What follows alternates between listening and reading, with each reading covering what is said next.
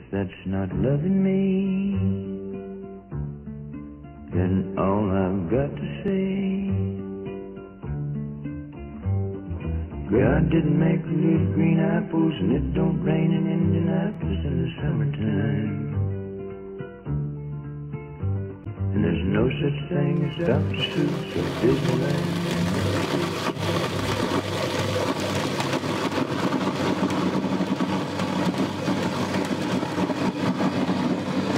Okay, well, first of all, we chop the apples up into tiny bits, into here.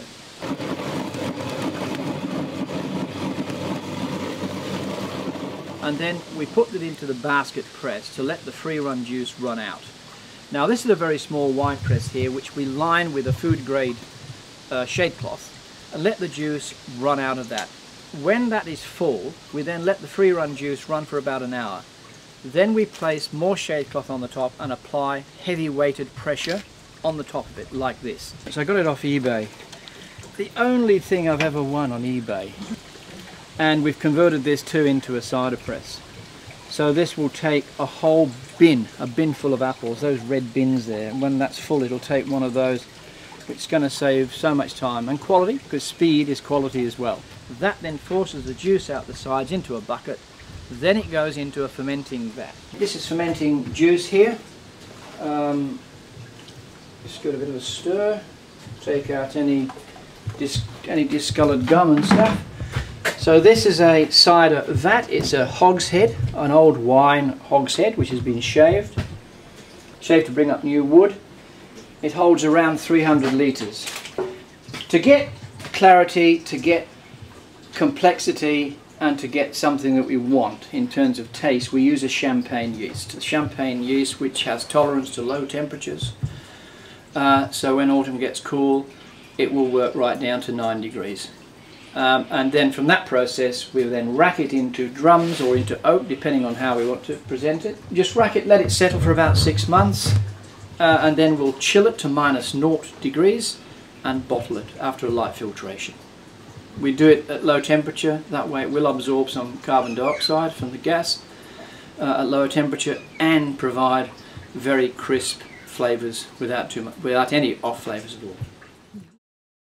And I have a bit of a fetish about apple trees, in the sense that in the autumn when the leaves are dropping, we go along the road and I see if there's any seedling, things that people have thrown out the window, and if there's one growing, it's got to be a pretty strong rootstock to survive all those harsh conditions. We pull it out, we plant it, and we try and let it to grow at least an apple. Check the sugar level, do we like it? If we're not sure, we can graft onto it. But often, like that one just down the road there, that's a seedling. Beautiful apple, very hard, almost need a chainsaw to get into it. The sugar level is extremely high, very, very sweet. Supermarkets aren't interested, doesn't worry us in the slightest. Straight off the tree, there's nothing like an apple off the tree, is there? This is the new planting of heritage apple trees. There's 30 varieties in here. There's some very, very old ones and some more modern ones. They were from an internet organic grower. The reason we got them growing like this is if you have a look at the wires, we can net them if we espalier them. So that will give us a lower crop, but it will give us a more consistent crop and one that's not going to get eaten. We're going to build a fruit cart. We have an old, it's not actually antique, but we had it many, many years, and it's a wooden cart.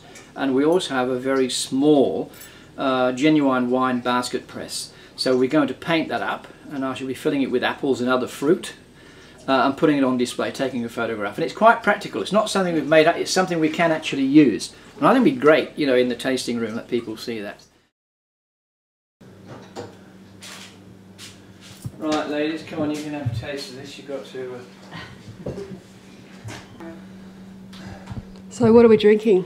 What's that? You're going to drink the scrumpy, which is the later harvest of the cider. It contains about 9 varieties in here, including the seedlings. It has a little bit more alcohol because we pick it as late as we can, so it's quite high in sugar.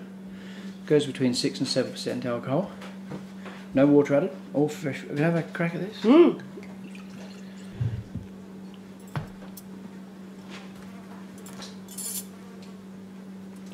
tastes beautiful. I know. That is so good. Did you record yourself saying that? God didn't make leaf green apples, and it don't snow in Minneapolis when the winter comes. And there's no such thing as make-believe, puppet dolls, autumn leaves, and BB guns. God didn't make